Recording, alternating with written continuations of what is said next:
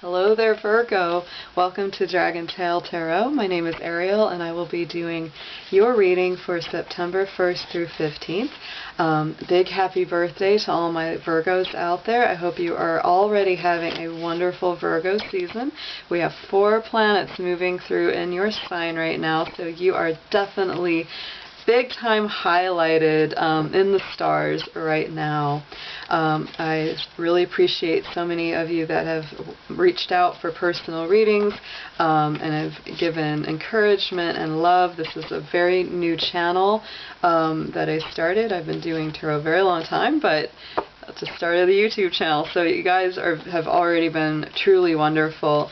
While you're thinking about it, reach out, hit that subscribe button if you haven't already, and give this a dragon claw up if you have yet to do so.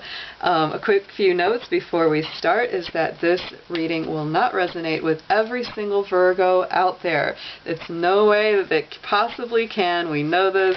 So if it resonates with you, those are definitely your messages. If it does not resonate with you, kick it on out the door, Virgo, and leave it to another Virgo. This will be done for Virgo Sun, Moon, Venus, and Rising signs, and all Virgo cross watchers are absolutely welcome to join us. So I'm going to go ahead and start with a little invocation, and we're going to pull 3 cards from the Druid Animal deck because we're pulling so much earthy deep energy from the Virgo transits right now. So we're really wanting to connect with these deep earth spirits and see which animals are most close and strongest around you for this beginning of September. Dear angels, guardians, guides, divine helpers and healers, please be with me as I do this reading for Virgo Sun, Moon, Venus, and Rising signs.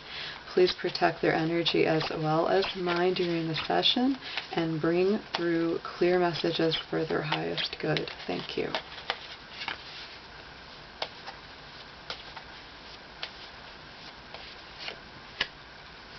Oh my goodness. Very, very strong here today, Virgo. Love this. The wren. The wren is one of my favorite little birds out there. I'm here in the South, so we get the Carolina wrens here in Atlanta. But the wren in the Druidic and Celtic tradition is a very, very strong connection with the divine and with Source. There are many amazing legends and stories connected to the wren. The day after Christmas, on December 25th, is the 26th, which is called Wren's Day or St. Stephen's Day. There's very old songs because the wren was considered the king of the birds. I'm also a musician. I wrote a song all about how the wren became the king of the birds. He hid underneath the eagle's wing because he knew that the eagle would make it in this contest, that the birds had to become the king. And so the wren hid under the eagle's wing, and as soon as the eagle had flown the highest and was about to be crowned, the wren popped out and flew just a little bit higher than him and said, "Here, I'm your king." And so the wren is definitely cunning, a little bit crafty, and very deep, old, ancient, earthy energy. So absolutely love him. He's one of my favorite birds outside as well. So here is the cat. The cat comes in, and to me this is a very strong and very unique cat because this is the Scottish wild cat that's being depicted in this card here. So he's not just a typical house cat at all. He's a little stronger, a little tougher, and he's got his hackles up a little bit in this. He's very defensive and territorial here. So you may be feeling just a little bit of that yourself, but this is also bringing in, you know, also that agility, the fearlessness, the independent spirit, you know, doing things your own way and being, you know, very skillful and agile in your mind about it. Very cool. And so then the last one we brought in was the bee. And so this bee energy has actually come into a lot of people's reading so far for this period of the year, which is, I think, so perfect. It connects with you, Virgo, because the bee is about community, it's about service, and the sweetness that having that service and that sense of community provides. You know, in ancient Celtic times, they would use the honey to sweeten the mead. It was considered a very, very sacred thing, was that connection to the bees and that solar energy. So definitely a feeling of connection, community, people coming in very strongly about you, and, you know, just having that sweetness of fellowship. It's a good time to have, you know, dinners together or sit down with each other and just kind of just relax and talk, and maybe put a little honey in your tea. Be perfect time for that. So Virgo, in your last reading for August 21st through 31st, I did a whole bunch of info deeper into your astrological influences. So if you're interested in a little bit more of that, definitely check that video out. But I will say that like I said, we've got 4 planets: Sun, Mercury, Venus, and Mars, all moving through Virgo right now. So you're definitely very highlighted.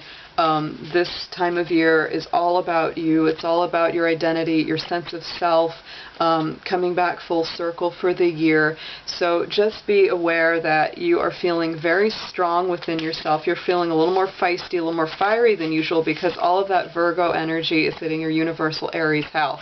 So Aries, unlike Virgo, is a little bit me first. It embraces healthy self-love on its positive side, and so you should do the same. This is definitely time for you to step into your power and say, you know what, I deserve the best. I've been giving and giving, and I know, Virgo, you're very modest about yourself a lot of the time, but this is the time of year when it's time to recognize how much you give and how good you truly are, and not to criticize or beat yourself up too much, because we know that you can be very, very hard on yourself, and sometimes on others too. And of course that emanates from your own your own criticism of yourself. So start with being a little kinder, sweeter, and loving yourself more. This is a wonderful month, a wonderful period of the year to give yourself some love, get a massage, take good care of yourself, embrace some good healing for you. So let's pull some tarot and see what comes through for you for this period of time.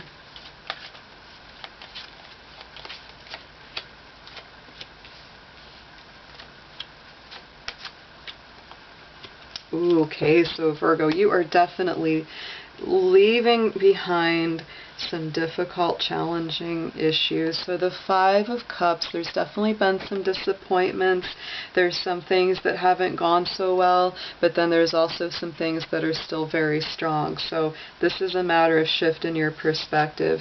You will have to make some decisions coming forward. There's some new ideas, some new things that you're going to have to start choosing between, or making some choices that you may or may not want to make. Taking a leap of faith is very favored. Our full moon of the month, which will be with the Virgo sun, and it will be the Pisces full moon, that'll happen on the 13th. So that will be very strong for you as well, especially in relationship. So 7 of Pentacles coming up. You've definitely done a lot of work here. You've put your seeds in the ground and you're waiting for them to grow. And there comes that Devil. So yet again, this is, to me, releasing a lot of things that kind of make you feel held back, anything that makes you feel pressured or stressed or strained, and keeps you from, going forward in a really strong way. That comes forward. The Devil is also very strong Capricorn energy, so if you have a Capricorn in your life, or you have Capricorn in your chart, that may mean something to you as well. This can also say to guard against any sort of workaholic tendencies, because Capricorn tends to work and burn that midnight oil a little too much sometimes, Virgo. So let's pull some more cards from the Osho Zen deck and see what comes out around these original cards we've pulled.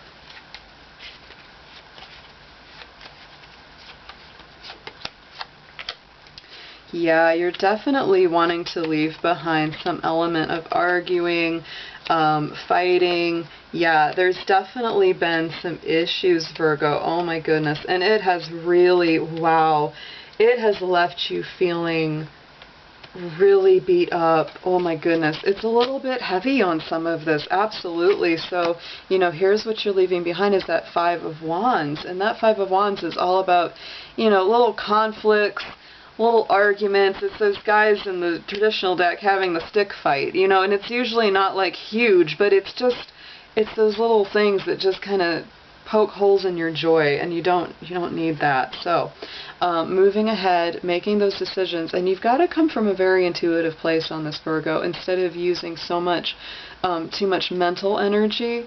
You've really got to dig a little deeper. This is that inner voice, that high priestess. So going, you know, deeper within yourself and feeling that still small voice, that spirit inside. Again, Knight of Swords coming up over that Fool card. So there is that taking a leap of faith, Virgo, but don't let people push you. If you're not ready to jump, don't let them push you, and don't do it out of like an extreme feeling of stress.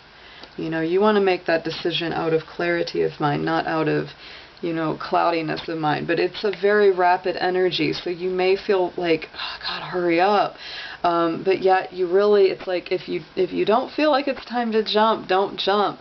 Let those seeds percolate. Let those seeds, you know, grow and flourish, and, you know, build the new energy and celebrate just that sense of patience and being, because there's that Three of Cups, which always tells me, especially in this card and the Osho Zen, it's the three ladies dancing in the rain. No matter the situation, there are still things to celebrate for you, Virgo. So coming up on top of that Devil card, there's the Thunderbolt, the Tower. So this is very, very intense, very heavy energy, Virgo. So the way that you're going to work through that, really, you know, this is letting, again, like I said, self-care, self-healing, because you have really been working yourself to the bone, and that's where this feeling is coming from. It's almost a feeling of like burnout, and then it's defensiveness. There's that Eight of Cups, sweeties. You gotta listen to this one. This is a beautiful card. It is a natural letting go. Look at that water droplet naturally falling from the leaf. To me, that Eight of Cups always says you are moving forward. You do not have to stay in a situation that is not healing, not beneficial, not good for you. So this is you moving forward to find that 9th and 10th cup of wish fulfillment. And guess what? Here comes the Devil again. Devil in the Rider-Waite, Devil in the Osho Zen cards. You got it 2 times. So this is, again, very, very strong Capricorn energy, but this is also about you feeling tied down, held back. You have got some kind of burden, some kind of shackle that you've seriously got to let go of. And it could be manifesting in so many different ways. This could be a difficult work situation, a difficult love situation, a difficult you know, contract that you've gotten yourself in. This could be addictions. This could be something that's like you're trying to quit, you're trying to overcome. So it's just telling me, just don't give up. Don't give up, because the opposite side, of course, the positive side of that Capricorn Devil energy is that it just doesn't quit. It doesn't give up. And to me, in the Osho Zen, the double symbology here with the lion, you know, wearing the sheepskin, trying to fit in with a sheep. You're not a sheep. You can't fit in with those guys. You have got to do your own thing and truly be yourself. The Hanged Man comes up. So to me, this tells me you're waiting. You're still waiting, and you're in a period where the waiting is kind of like a divine process. Even if it doesn't seem like it, even if it feels like, oh, when is this going to come? When is this going to come? If you look at the Rider-Waite card, that is the symbol for this, that shows, you know, actually, I believe it's Norse symbology where, you know, he hung upside down for 9 days to reach that level of enlightenment. The number 9 could be important to you. Could be a 9-month period, could be a 9-week period. Just see how that comes in for you, because wow, Virgo, you guys, oh, one of my candles just went out, so that's confirmation. You are definitely, you have gone through some stuff here, and you are definitely moving into another plane. A lot of suffering. I'm getting the word trauma even, that has befallen, and so you have worked very hard to get out of that situation, and I believe that your rebirth is right around the corner, but it's getting out of, just a lot of really, really hard energies where you've got to, not over worry this. Don't overthink it. Just the slowing down here on the bottom of that. It's like, take it one day at a time. And definitely listen to yourself and be yourself. The more that you are yourself with this, absolutely the stronger you're going to come out. So let's pull a few angel cards for a last bit of advice on this.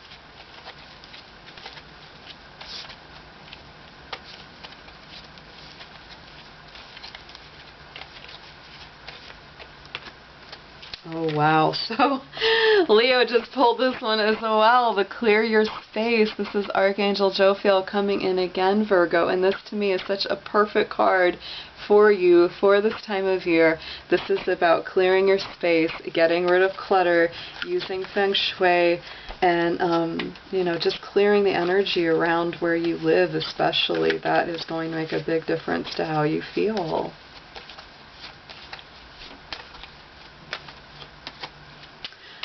And it couldn't get any more perfect. Cleanse and detoxify comes right over clear your space, and not only is this a physical clearing out, but this is also a bodily and a soul cleansing out. So with great love and respect, we ask you to detoxify your body. At your request, will help you to develop life-affirming ways to deal with stress, as well as ease any sorrow at shedding your old ways. Give your cares, worries, and concerns to us and feel the beautiful grace of your newly purified body. Absolutely love this, Virgo. Make sure to drink lots of water, stay hydrated, stay clear, and we'll be seeing you all soon. Peace and love.